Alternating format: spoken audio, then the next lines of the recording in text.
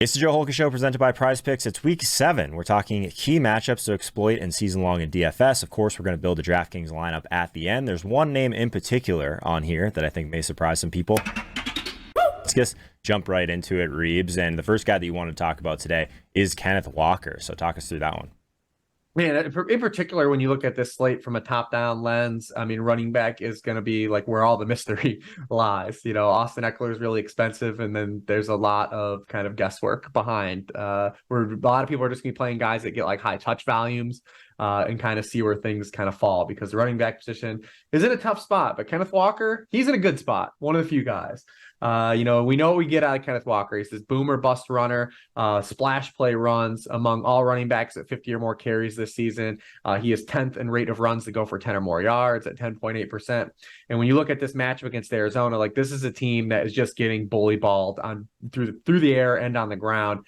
89.7% of all runs against the Arizona Cardinals have gone for positive yardage. That's the highest rate in the NFL. 43.1% have gone for 5 or more yards. That's the highest rate in the NFL. They're allowing the third most explosive rushing yards per game in the NFL, 78.5 per game. And 31.1% of all rushes, period, against the Arizona Cardinals have gone for a first down or touchdown. That's the highest rate in the league. So they're 26th in yards per carry allowed to running backs, and they're 28th in rushing points allowed per game to running backs. So Kenneth Walker, one of these running backs that is definitely lined up, and he's already 6 touchdowns on the year. So we're getting touchdown equity with him as well. You love to see it. This is one that I've kind of like talked myself into a couple times at low ownership and just have been a little bit disappointed at times this year. But there's going to be one of these ones where he just goes absolutely nuclear. So hopefully it's this week, and we'll see where his ownership lands by the end of the week. But this next guy, I think a lot of people were excited about last week, just this game in general, that Arizona and Rams game last week. But we're talking about Cooper Kupp this week from a matchup perspective. What are you seeing out there? Yeah, Cooper Kupp's just in a tremendous spot again. I mean, it's 2 games back. He's had 35.3% and 42.9% of the team targets in those games. And he runs into literally one of the best matchups we've had for opposing wide receiver ones this season. The Steelers have allowed a league high 27.8 PPR points per game to opposing wide receiver ones. And just go down the list. I mean, week 1, Brandon Ayuk, 8 for 129 and 2. Devontae Adams, 13, 172 and 2. Nico Collins, 7 for 168 and 2. Like, these are monster games. Then that sandwiched around some pretty respectable games between Amari Cooper had 7 for 90 in the Monday night game, and Zay Flowers had 5 for 73 and should have had a bigger game. It wasn't for a drop, and then him just getting kind of sniped on where he fell down on a route on a vertical ball. So yeah, Cooper Kupp, he should definitely keep this thing moving. Also, the Rams in general, I think, are just going to throw a lot more this week. It was kind of one of my blind spots last week, was kind of realizing, and we'll talk about that in a little bit here down the road, is that they didn't have to throw the ball in the second half of that game. They had their lowest drop back rate in the second half against the Cardinals. But with the state of their backfield, losing Ronnie Rivers, losing Kyron Williams, and then facing the Steelers team that's just a little bit better than the Cardinals team, I think they're going to have to just throw, and it's going to be a pass-heavy game script for the Rams this week. Yeah, just looking at our fantasy life dashboard on the air yard side of things, weighted opportunity rating, Cooper Kupp. I know it's a smaller sample, just 22 targets this year since he was banged up, but that's one of the highest weighted opportunity rating percentages I've seen in quite some time. We got Kupp, Ayuk, Diggs, Garrett Wilson, Tyreek Hill at the top, so definitely in good company there, even coming back. Nice to see him looking pretty healthy. So another guy that we were probably not sure what he was going to look like kind of coming into this year after being banged up and after having some contract issues, but Josh Jacobs, what are our thoughts on him this week in this spot? Yeah, this is kind of the hold your nose play, right? I wish he was a little bit cheaper on both sites. It feels very Joe Mixon-ish. So I will say that, right? Like every time we talk ourselves into Joe Mixon, then when we play Joe Mixon, we're like, why did we play Joe Mixon? I wonder if there is something here, but on this particular slate, he does stand out. We're talking about just throwing volume at the wall, right? Even last week, he had 27 touches. He now has 20 or more touches in every game but one this season. You look at this particular, matchup. If we get Aiden O'Connell under center and Jimmy Garoppolo has not practiced yet after, leaving the last week's game to go to the hospital with a back injury, he was targeted a season high 11 times when Aiden O'Connell started. So that kind of lines up with this matchup. The Bears actually sneakily have been okay against the run. They're only allowing 3.5 yards per carry to opposing running backs. It's actually sixth in the NFL, but they've allowed 8 rushing touchdowns to running backs. That's 29th. But in the receiving game, they've had all kinds of troubles. They're allowing a league high 16.1 receiving points per game to opposing backfields, and that would tie into the 11 targets that, Jacobs got with Aiden O'Connell under center. So if we do get Aiden O'Connell, there's a chance for more receiving work here, and then we just hope that the touches kind of equate to maybe him luck boxing falling into the end zone here. I love that. I'm always looking for some of these running back receiving props on PrizePicks too. So at this point of the week, we don't have any of those yet, but I would keep checking in on that because I think that's one that's interesting. You can grab targets, you can grab receptions, even sometimes the receiving yard stuff. They set it super low since usually these running backs are a little bit more inconsistent through the air. So that's one of the things that I'm trying to take advantage of in these spots where the matchup looks a little bit out of whack. So I would keep an eye on that over on PrizePicks. And if you end up taking one of those, make sure you use code Holka, get your free $100 bet. There's a link in the description for that for you to take advantage. But the receiving stuff from Jacobs definitely makes a lot of sense this week on PrizePicks. I would imagine that line's going to come in a little bit lower than it should. Okay, let's talk about my boy, Stefon Diggs. We haven't talked about him a ton this year, right? So is this the week that we have to get back on that train? Yeah, I think it's an interesting week for him too, especially from a tournament stance, because it kind of feels like because they play the Patriots this week, so that the Bills side might be kind of overlooked. We've also got Josh Allen kind of dealing with this shoulder injury. But when you look at Diggs in this particular matchup, and obviously Diggs is doing what he does, right? He's got 100 yards in 4 straight games. Actually, the first time in his career he's done that. Really? So he's cooking. Your guy, Steph Diggs, he's out the gates. But what I like about him from a matchup stance in this is that the Patriots, they're one of the more aggressive defenses in the NFL, and they've been aggressive in this matchup against Josh Allen and the Bills. Against Josh Allen, the past 2 years, they've been in single high looks for 54% of Josh Allen's dropbacks and in man coverage for 31% of those snaps. And we know that Stefon Diggs is a man coverage eater. When these teams have played since Diggs has joined the Bills, Diggs has been targeted on 30.4% of his routes against man coverage against the Patriots, 3.59 yards per route run against man coverage. In those 6 regular season games, because there is a narrative that Bill Belichick takes away the opposing team's best weapon, I've right? never heard that one before. That's interesting. Okay. Yeah. Diggs has at least 6 catches in 5 of those 6 games. He has 6 touchdowns against the Patriots since joining the Bills. He's got a touchdown in each of the past 3 games in this matchup. He had 7 for 92 and 1 and 7 for 104 1 when these teams played a year ago. And really no one else is just dominating targets on this roster. They had Dalton Kincaid. He didn't play last week, but he hasn't found like his utilization yet. They're still trying to work through this 12 personnel stuff and what this offense looks like. But the one thing that's been constant is Stefon Diggs is going to get a bunch of targets. So I love the matchup for him this week. And I think from a tournament stance, he's going to be overlooked because people are going to get the Kupp definitely at the top. I think people will get the Keenan Allen. We're going to talk about the Chiefs Chargers as well. So definitely keep an eye on Stefon Diggs and where his ownership lies coming to the weekend. Yeah, it's a really good point. Like just looking at kind of that price range, I think you're right. I think most people are going to try and get up to Kupp or they're going to move down to Keenan Allen. So nice little pocket of value when it comes to ownership on the tournament side of things. So I really like that. And like, me, Reeves, anytime you're mentioning the man coverage versus zone coverage stuff, like that's my true love language, right? I just love that stuff. I think it's so good. I think if you're looking squarely at like, this matchup is only good because this team gives up a lot against this position, there can be a little bit of noise there. Like there's so many things that go into matchups, and a lot of this stuff is baked into projections anyway, and we want to make sure not to double count. But this like coverage stuff, like these type of wide receivers, these type of offenses that just tend to do really well against man versus zone, that does feel like a little bit more than pseudoscience to me. So I'm in on that, Reeves. Keep it coming. But let's talk about Christian Watson, another guy we probably were pretty bullish on coming into the year and haven't really attacked a ton in DFS at least, but a pretty good spot for him this week, huh? Yeah, he came back in week 4. He was limited against the Lions in that Thursday game. And then right before the bye, he was back to being a full-time player. He ran a pass route on 85% of the dropbacks before the bye. So we expect him to come out of the bye, continue to either ramp up or just be, that's completely possible. If he's running 85% of the routes, that's really good, especially in this matchup. He has been targeted on 22.9% of his routes since returning. And then you talk about kind of the matchup here from a stance of Denver Broncos, right? Denver has allowed wide receivers to post a league high 75.8% catch rate That's the last in the NFL. 9.9 yards per target to opposing wide receivers. That's 30th in the NFL. They've allowed a 7.4% touchdown rate to opposing wide receivers. That's 31st in the NFL. Also, when you think about the types of targets Christian Watson gets, right, downfield targets.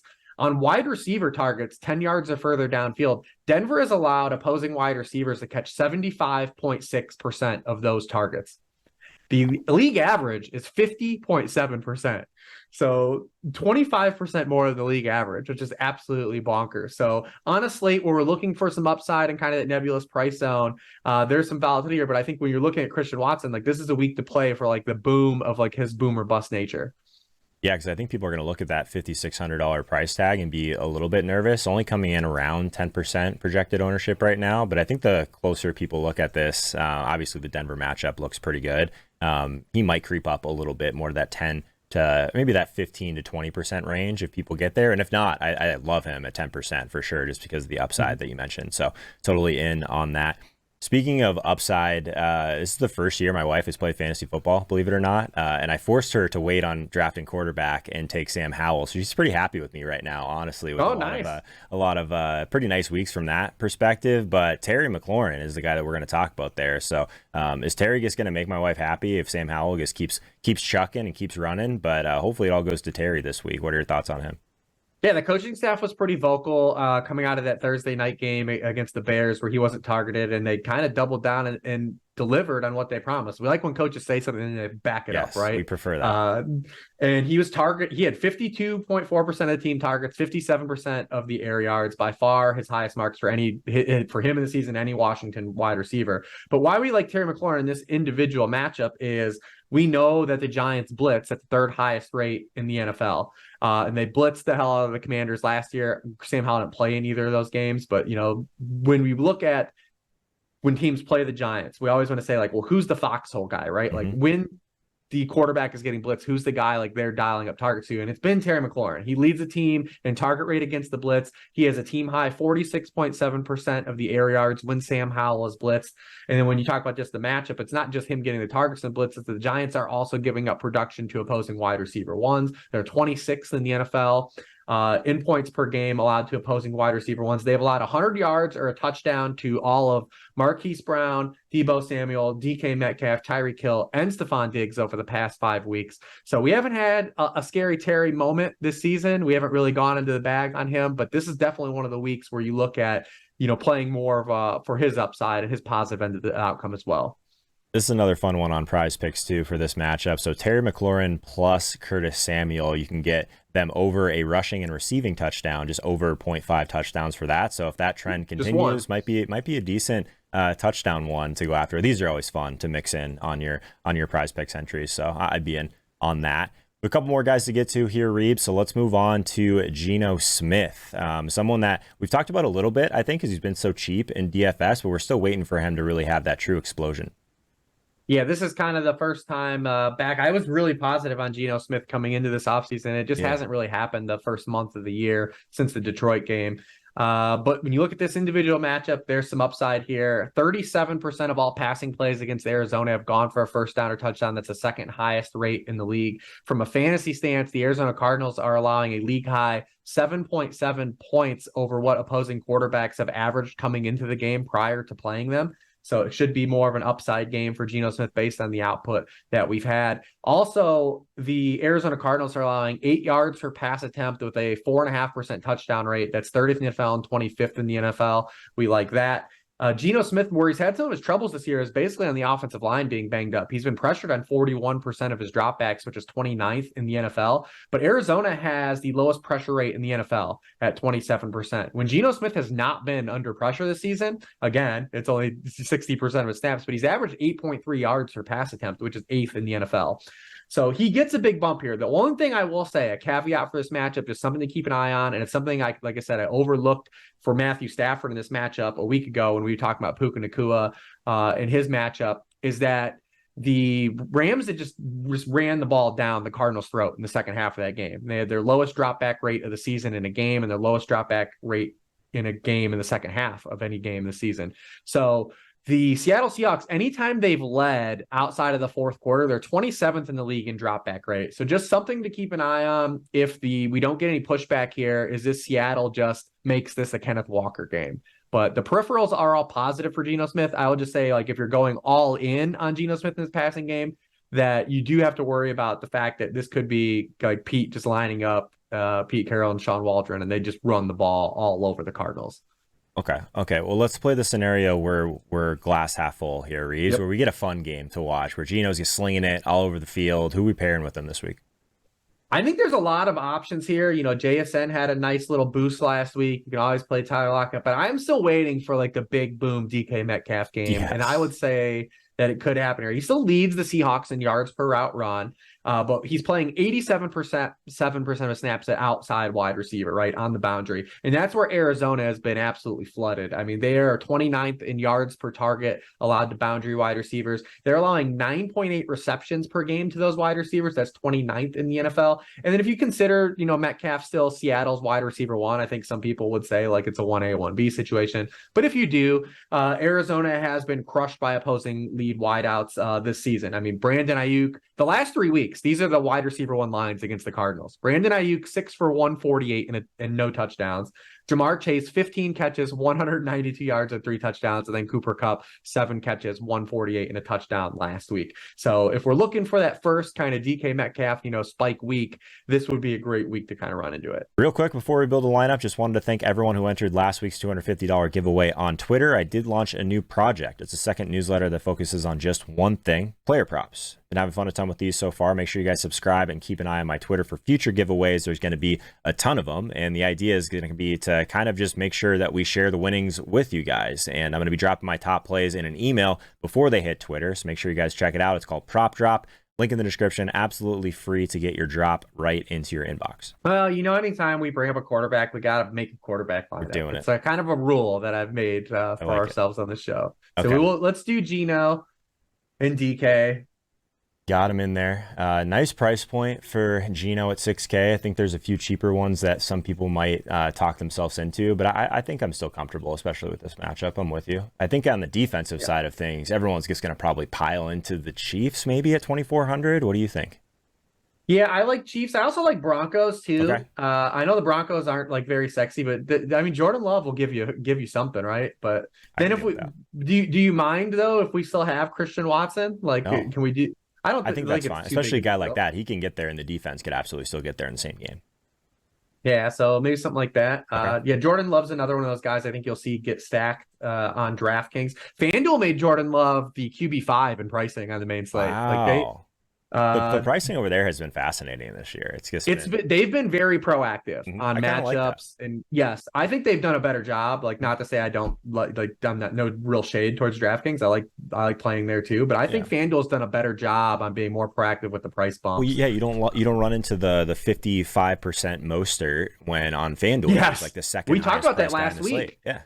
We talked about that last week where on FanDuel he was the second highest priced running back because they saw the matchup, they saw the injury to Achane, and then DraftKings was like, well, we're just gonna leave him 6,400, and then you end up having a guy that's like you said 50% owned. That's not fun for anyone in DFS. Small field, he's even worse. It was like 75%, right? Yeah. So at least you had to make a decision on FanDuel. Yeah, that's not fun for anyone. It's different when you run into like the late week Chuba Hubbard stuff, right? And that guy gets like steamed up to 40% or whatever because he's just a salary saving guy and volume. But like no one wants to have a guy that goes for 3 touchdowns be 50% owned, right?